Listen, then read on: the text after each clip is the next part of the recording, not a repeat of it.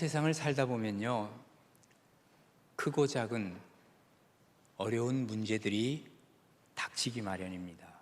그런데 문제는 이러한 것들이 문제로만 알고 있으면 어떡할 거예요? 의미가 없잖아요. 이 문제를 어떻게 해결해 갈 것인가 하는 겁니다. 성경은 바로 이 문제를 해결하는 해답을 우리에게 주시는 책이라고도 얘기를 할 수 있습니다.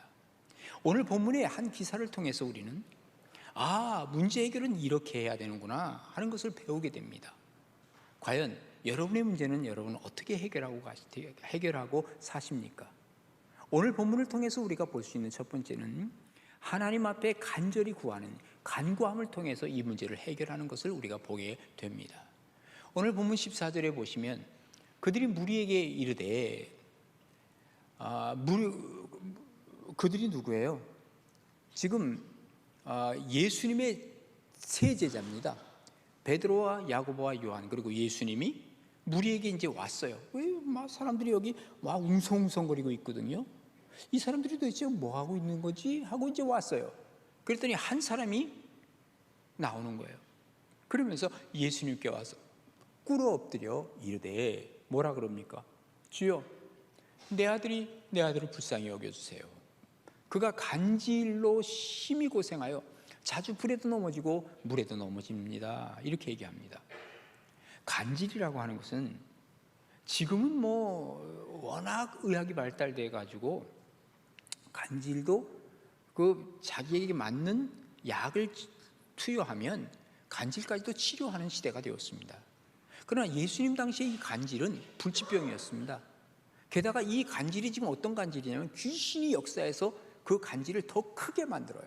그래서 불만 봐도 그냥 막 뛰어들고 물에만 들어가도 뛰어드는 이러한 간질병을 갖고 있는 아들이 있었는데 그 아버지였어요. 어떻게 아버지인 줄 아느냐면 여기서는 모르지만 마가복음 9장에도 같은 기사가 나오는데 그것은 아버지라고 나와 있어요.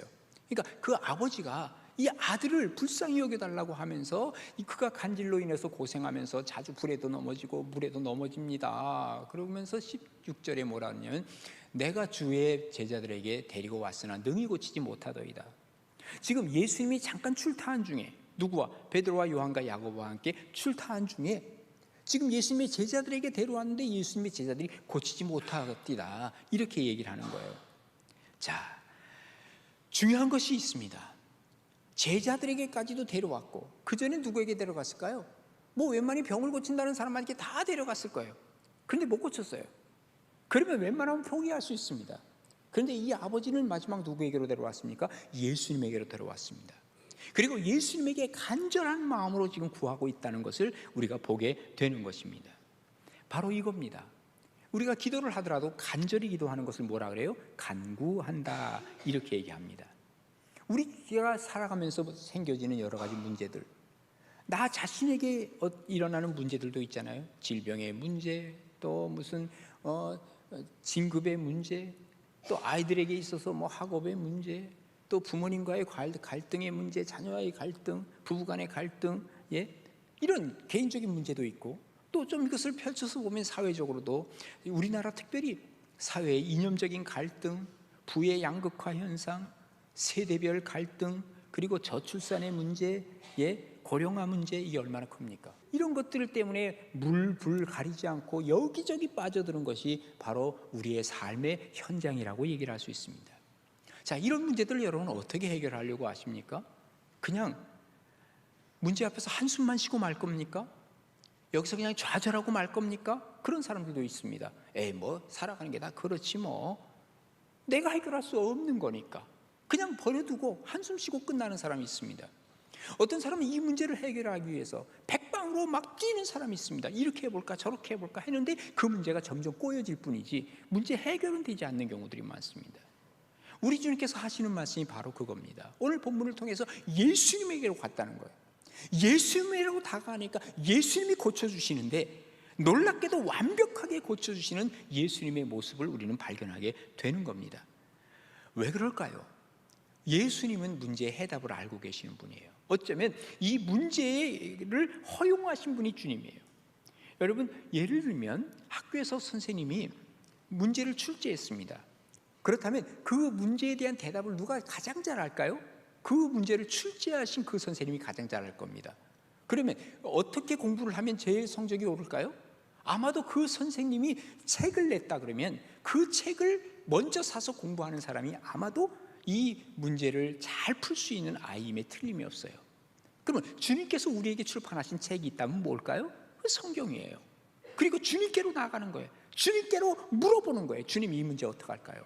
그러면서 대충 물어보는 게 아니라 간절한 마음으로 물어볼 때 주님께서는 그 간절함을 보시고 이 문제에 다가오셔서 문제를 만지시기 시작한다, 그 말이죠. 우리가 최선을 다해서 기도하는 것을 간구라고 말씀드렸습니다. 여러분, 출애굽할 때를 아시잖아요. 아말렉이 침범을 해왔습니다. 아말렉이 침략을 있을 때 도저히 이스라엘로서는 이겨낼 수 있는 힘이 없습니다. 왜 그럴까요? 이스라엘은 지금 애굽에서 탈출한 지 얼마 되지 않았습니다. 오합지졸입니다. 자기네 힘으로서는 도저히 할 수 없는 그 일 속에 그들이 한 것이 있습니다. 모세가 손을 들어서 기도했습니다. 이스라엘 사람들은 기도할 때 손을 들고 기도하잖아요. 그런데 이 기도하다가 힘이 드니까 그냥 그만두자, 내려올 수도 있습니다. 내려오니까 어떤 일이 벌어집니까? 이스라엘이 막 아말렉의 침략을 당하고 침공을 당하고 있습니다. 그리고 자기는 패배하고 있습니다. 이때 다시 손을 올립니다. 힘이 없으니까 어떡하죠? 나중에 옆에 보니까 아론과 훌이 옆에서 손을 들어줍니다. 그때 승리의 개가를 부를 수 있었다는 사실을 우리는 보게 됩니다. 힘들다고 내리는 것이 아닙니다. 계속해서 지속적으로 기도하는 게, 이게 바로 하나님 앞에 간절한 기도, 간구라고 얘기할 수 있는 것입니다. 여기 이 아버지가 그랬습니다. 아들이 지금 뭐예요? 간질병이 있습니다. 이 병을 고치기 위해서 예수님께로 다가와서 간절한 마음으로 구하는 그 마음을 주님께서는 외면하지 않으신다는 것이죠. 우리가 간절한 마음이 있어 보세요. 자존심? 무슨 자존심이 생겨요? 체면? 무슨 체면이 생겨요? 내가 간절한 마음이 있는데 아이고 바쁘니까 그만두자. 어떻게 그래요? 간절한데 바쁜 것도 다 제껴놓고 하는 거예요. 내가 지금 힘드니까 좀 그만두자. 어떻게 지금 그만둬요? 어떻게 지금 새벽에 잠을 자요? 내가 일어나야지. 내가 간절한 마음이 있는데 아직 간절함이 없기 때문에 우리가 기도하지 않는 겁니다. 사실은 그저 그렇게 살다가 죽을 거예요. 그런 사람은 기도 안 합니다. 그러나 이것을 내가 극복해 보겠어요 하는 사람은 간절한 마음이 생길 수밖에 없고, 그것은 바로 기도할 수밖에 없다는 것입니다. 정말 내가 하나님 이것은 간절합니다. 이걸 주님께 맡기겠습니다. 그때 주님께서는 우리의 문제를 만져주시기 시작하고, 그리고 이 문제의 해결점을 우리에게 주시는 분이 하나님이시라는 것을 우리는 기억해야만 합니다. 그래서 시편 50편 15절에 이렇게 기록합니다. 환난 날에 나를 부르라. 환난 날에 나를 부르라. 내가 너를 건져줄 것이다. 그리고 네가 나를 영화롭게 할 것이다. 이 응답을 받고 너는 나에게 영광을 돌리게 될 것이다. 주님이 분명하게 말씀하고 계시는 것 아닙니까? 우리 주님께서는요, 오늘 이 본문의 이 간질병을 고쳐주시고 나서 마가복음 9장에 보면 이렇게 기록하고 있습니다. 기도 외에는 다른 것으로는 이런 유가 나갈 수 없느니라. 기도로 이 문제를 해결해야 된다. 너의 크고 작은 문제, 네가 손댈 수 없는 문제 어떡할 거냐? 하나님 앞에 기도하라고 말씀하고 계십니다. 그래서 예레미야 29장에 보시면 이렇게 기록합니다. 너희가 내게 부르짖으며 내게 와서 기도하면 내가 너희들의 기도를 들을 것이요, 너희가 온 마음으로 나를 구하면 나를 찾을 것이요, 나를 만나리라. 예수님 뭐라 그랬어요? 구하라, 주실 것이라. 찾으라, 찾게 될 것이다. 문을 두드리라, 그리하면 열릴 것이라. 우리 주님 말씀하셨잖아요. 이러한 간구함을 통해서 우리의 문제들은 해결될 것이라고 하는 것을 약속하고 있는 것입니다. 문제 해결에 간절함이 있으세요? 그러면 그 간절함을 기도의 간절함으로 바꿔보세요. 내가 해결하려고 그저 아웅다웅하고 바둥바둥 대봤자 어느 정도는 해결할지 몰라도 또 다른 문제가 발생합니다. 그러나 우리 주님이 해결하실 때 완벽하게 해주시는 것을 여러분 믿으시면서 주님 앞에 간구함으로 여러분의 문제가 해결되는 역사를 경험하시는 여러분 되시기를 주님의 이름으로 축복합니다. 그 다음에 두 번째로는 우리가 믿음을 통해서 우리가 문제를 해결하는 것입니다. 오늘 본문 17절에 보시면 예수께서 대답하여 이르시되, 뭐라고 말씀하시나 보세요. 믿음이 없고 패역한 세대요. 누구한테 하는 말입니까? 제자들에게 하는 얘기예요. 제자들이 못 고쳤거든. 그러니까 야, 믿음이 없어 너희들은. 그리고 패역한 세대에 너희 살고 있어. 내가 얼마나 너희와 함께 있으며 얼마나 너희에게 참아야 되겠느냐. 그를 이리로 데려오라 그랬어요. 그러면서 예수님께서는 꾸짖으셨어요. 누구를? 지금 꾸짖는 것은 바로 이 사람 안에, 이 아들 안에 들어있는 귀신을 쫓아내는 때 귀신에게 꾸짖는 거예요. 야 이놈아, 귀신아 나가라. 예수님 명령하시니까 귀신이 나가고 아이가 그때부터 나으니라 그랬습니다. 그리고 19절에 보시면 이때 제자들이 조용히 예수님께 나와 이르되, 큰 소리로도 못해 남이 들을까 봐 조용히 와서 우리는 어째서 쫓아내지 못했어요? 묻는 거예요. 예수님 뭐라고 대답하십니까? 너희 믿음이 작은 까닭이라 그랬어요. 한마디로 말해서 믿음이 없기 때문에 귀신을 쫓아내지 못했다는 거예요. 믿음이 없기 때문에 문제 해결을 못했다는 거예요. 그러니까 어떻게 한 거예요? 문제 해결을 위해서는 믿음을 통해서 문제를 해결할 수 있다는 거예요. 그리고 나서 그 다음에 우리가 읽진 않았지만 겨자씨만한 믿음만 있으면 이 산을 들어서 저쪽으로 던져버리라 하도 던져질 것이라 그랬어요. 여러분, 겨자씨만한 믿음이라고 했는데 이 겨자씨만한 믿음은 지금요, 믿음이 작다 그랬거든요. 겨자씨 안 보여. 저기 떨어져 있는 것만 안 보여.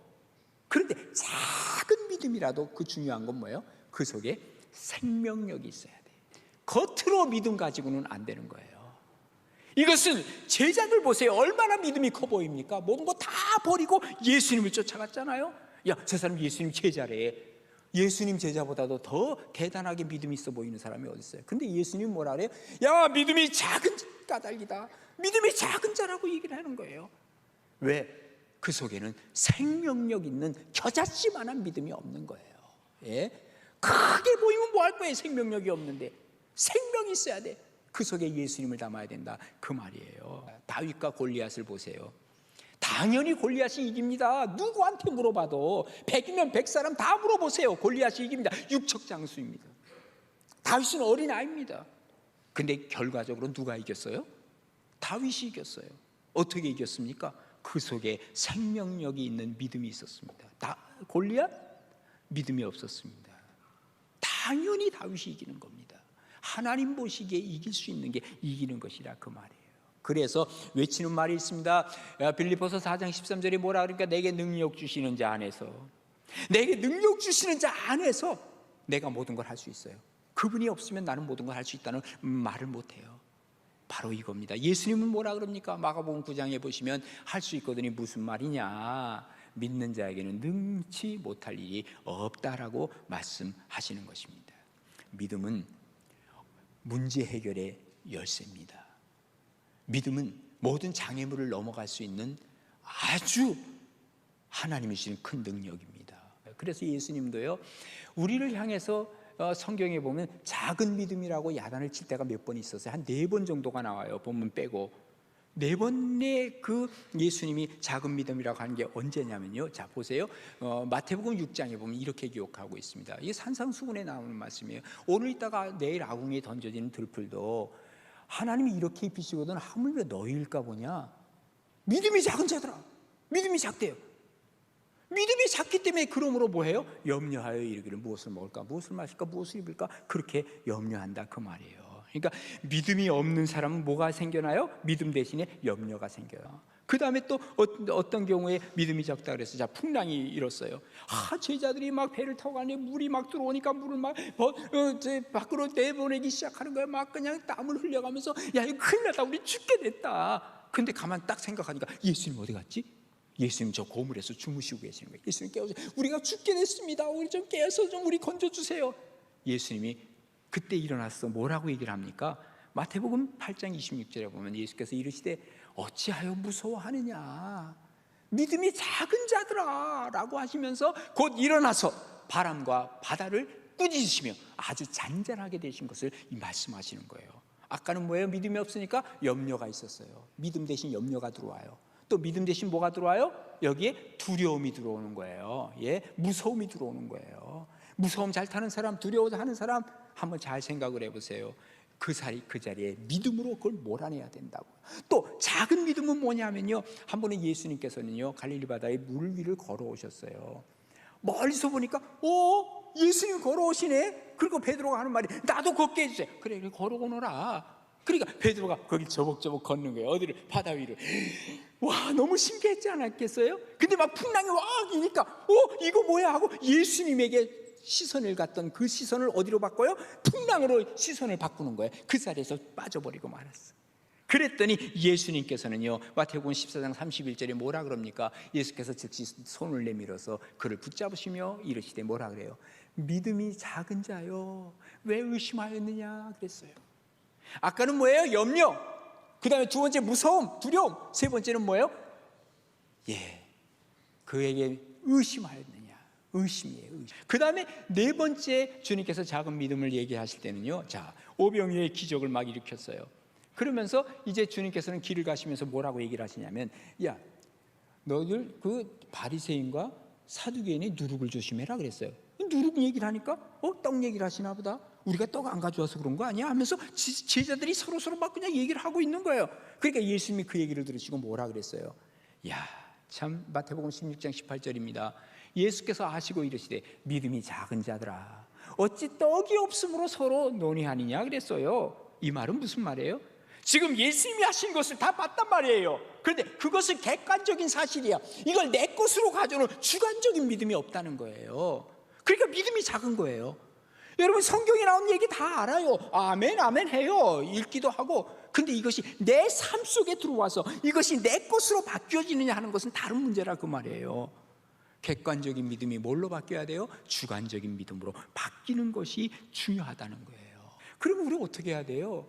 우리의 모든 문제를 큰 믿음 갖기 위해서는요, 어떤 훈련이 필요하냐? 맡기는 훈련이 필요한 거예요. 맡기는 훈련. 신앙은 뭔지 아세요? 맡기는 훈련이에요. 그래서 우리가 내 모든 문제를 주님 앞에 맡기는 거예요. 내 인생을 주님 앞에 맡기는 거예요. 내가 하려고 하니까 이게 문제가 자꾸 점점점 커지는 거예요. 작은 문제가 오히려 더 커져. 내가 하려고 하다 보니까. 내가 걱정해 보세요. 이 걱정거리만 많아지는 거예요. 시편 55편 22절에 보면 내 짐을 여호와께 맡기래요. 그가 너를 붙드신대요.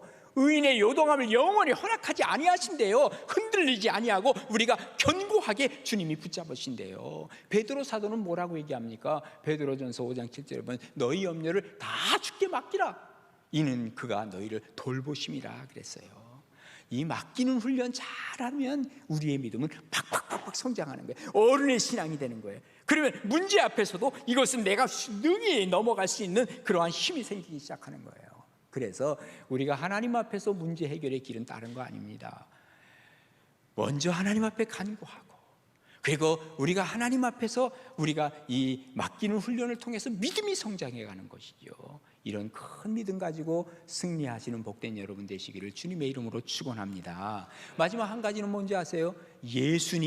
예수님을 통해서 이 문제를 해결하는 것입니다. 오늘 본문 20절 후반절에 보면 진실로 너희에게 이르노니 만일 너희에게 믿음이 겨자씨 한 알만큼만 있어도 이 산을 명하여 여기서 저기로 옮겨지라 하면 옮겨질 것이라. 이 문제는 다 옮겨버릴 수 있는 거라는 거예요. 뭐를 통해서? 너희에게 믿음이 있으면. 아까 다 나온 얘기입니다. 그리고 너희가 못할 일이 없으리라. 지금요, 예수님이 하시는 거예요. 한마디로 말해서 이 모든 것은 다 누가 이루신다? 예수님께서 이루신다는 거예요. 궁극적인 해결은 예수님입니다.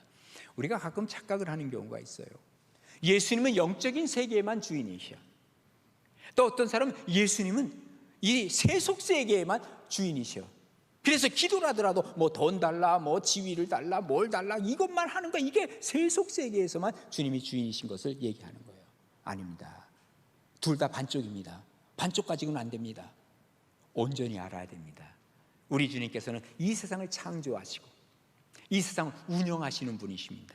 영적 세계에서도 주인이시오, 또 이 세속 세계에서도 주인이신 것을 믿으시기를 바랍니다. 오늘 본문에서 보면요, 귀신을 내쫓았잖아요. 꾸짖잖아요. 귀신까지도 꼼짝 못해 영적 세계의 주인이신 거죠. 또 이 간질병 환자 고치시잖아요. 이 세속 세계에서도 주인이신 것을 얘기하고 있는 것이죠. 우리 주님은요, 모든 능력이 있으신 주님이 아니에요. 우리 주님은 어떤 분이에요? 전능하신 분이에요. 모든 것 못하실 것이 없는 주님이에요. 바로 이 주님 앞에서 우리가 온전히 설 수 있어야 된다는 것이죠. 오늘 본문이 있기 바로 직전에 어떤 일이 있었어요. 왜 여기 그 간질병 그 아버지가 예수님의 제자들에게 부탁했는지 아세요? 예수님이 부재 중이었거든. 예수님이 어디 올라가셨어요? 베드로와 야고보와 요한과 함께 저 변화산에 올라가신 거거든요. 그래서 변화산에서 예수님이요, 제자들하고 올라갔는데 거기 누가 나타났냐면요, 그들이 가장 존경하는 인물 누구예요? 모세. 그 다음에 또 누구예요? 엘리야. 나타났는데 예수님을 보니까 예수님이 그전의 모습이 아니라 성육신 하시기 전의 모습, 완전히 이 변형된 예수님의 모습이 나타난 거예요. 황홀한 거예요. 황홀한 거예요. 그러니까 그때 베드로가 뭐라고 얘기합니까? 주님, 여기 너무너무 좋습니다. 우리 여기 초막셋을 짓고요, 여기 모세를 위해서, 엘리야를 위해서, 예수님을 위해서 내가 짓겠어요. 아니, 지가 뭐 어부 출신이 무슨 집을 지어. 목수 출신이라면 이해가 되지만, 그런데 너무 황홀하니까 이 얘기를 한 거예요. 그러니까 그때 이 얘기를 함과 동시에 하늘에서 소리가, 음성이 들리죠. 무슨 소리가 들립니까? 이는 내 사랑하는 아들이다. 너희들이 그의 말을 들으라. 그런 거예요. 예? 이 얘기를 들음과 동시에 모세가 사라졌어요. 엘리야가 사라졌어요. 그리고 예수님만 남았어요. 뭘 의미합니까? 모세는 여기 율법, 모세 오경을 우리에게 준 사람이에요. 엘리야는 누굽니까? 선지서를 주신 분이에요. 선지서와 율법이 뭐예요? 구약 성경이에요. 지금도 이것만 갖고 있는 사람들이 있어. 모세와 엘리야만 갖고 있는 사람이 있어. 그러다 보니까 어떻게 돼요? 유대인들이 지금 모세와 엘리야만 갖고 있는 거거든.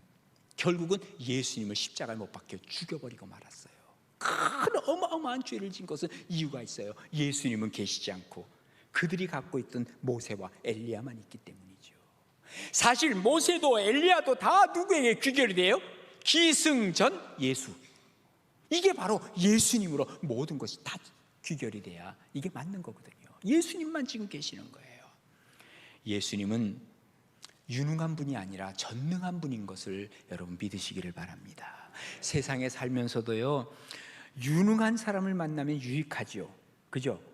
근데 우리 주님은 유능한 분 정도가 아니라니까요. 아까 말씀드렸잖아요. 인생 유일하게 문제를 해결할 전능자이신 예수님, 이분을 만나기만 하면 해결이 되는데 자동적으로 오토매티컬리 해결되는 건 아니에요. 아까 나온 게 있잖아요. 먼저 나온 게 뭐예요? 간구하라 그랬어요. 믿음 키우라 그랬어요. 그리고 마지막에 종지부를 찍는 게 바로 예수 그리스도, 그분이 찍어주신다는 거예요. 이게 바로 문제 해결의 정말 지름길이요, 아니 유일한 길이라는 것을 얘기해주고 있는 것입니다. 주님을 만나기 위해서는 용기가 필요합니다. 왜냐하면 장애물을 넘어야 되기 때문에 그렇습니다. 소경 바디메오가요, 예수님이 지나가시니까 주여 다윗의 아들 예수여 나를 불쌍히 여겨주소서 하고 막 소리 지르지 않습니까? 근데 사람들이 뭐라 그래요? 저기 하면서 소리 못 지르게 했잖아요. 근데 그걸 뚫고 그냥 자기의 장애를 딛고 소리를 질러. 나중에 예수님이 그의 눈을 고쳐주시잖아요. 예? 이게 뭐예요? 내 장애물을 딛고 일어서는 거예요. 한 번에 이런 일도 있었죠. 중풍병자예요. 이 사람은 친구들이 데려갔어요. 그 들것에 실어가지고. 근데 사람들이 인산이네야. 뭐 들어갈 엄두를 못 내. 그러니까 어떡합니까? 천장에 올라가서 천장을 뜯어내는 거예요. 예? 그리고 예수님에게로 이게 내리는 거예요. 이게 지금 외적인 장애물까지 극복하는 거예요. 내적인 장애물, 외적인 장애물 다 극복하다 보니까 그 다음부터는 주님을 만나게 되죠. 일단 주님을 만나게 되면 그때부터는 우리의 문제들은 다시 만져지기 시작한다, 그 말이죠. 시편 9편에 보면 이렇게 기록합니다. 여호와여 주의 이름을 아는 자는 주를 의지하오리니. 주님을 알게 되면 주님 앞에 전폭적으로 의지하게 됩니다. 이것은 주를 찾는 자들을 주님이 버리지 아니하심이니라 그랬습니다. 성전 비문에 앉아있던 그 안준뱅이가 에게 뭐라 그럽니까? 베드로와 요한이 내가 너에게 줄 것은 아무것도 없어. 은과금은 나에게 없지만 내가 줄 것으로 주는데 나사렛 예수 그리스도의 이름으로 일어나 걸어라. 일어났죠? 걸었죠? 뛰었죠? 주님 찬양했죠? 이게 바로 예수 그리스도를 만난 사람의 변화라고 얘기할 수 있는 것입니다. 그렇습니다. 여러분, 여러분의 문제는 지금 무엇입니까? 또 그 문제를 어떻게 여러분 해결하며 사시려고 하십니까? 그냥 내버려 두십니까? 아니면 그냥 이렇게 살다 죽을 거야 그럽니까? 아니면 여기서 어떤 반전 필요 없어, 나는 그냥 이렇게 살겠어, 혹시 그러면서 내려놓고 있지는 않습니까? 여러분, 문제를 문제로 보시기 바랍니다. 그리고 그것을 위해서 하나님 앞에 정말 간절한 한번 기도해 보셨습니까? 다시 시작해 보십시다. 기도하십시다. 그리고 뿐만 아니라 하나님 앞에서 이 믿음을 키워서 이 문제를 한번 딛고 일어서 보십시다. 염려를 주님께 맡기는 훈련입니다. 뿐만 아니라 예수 그리스도 만남으로 여러분의 문제가 해결되는 역사가 이루어지기를 주님의 이름으로 축원합니다.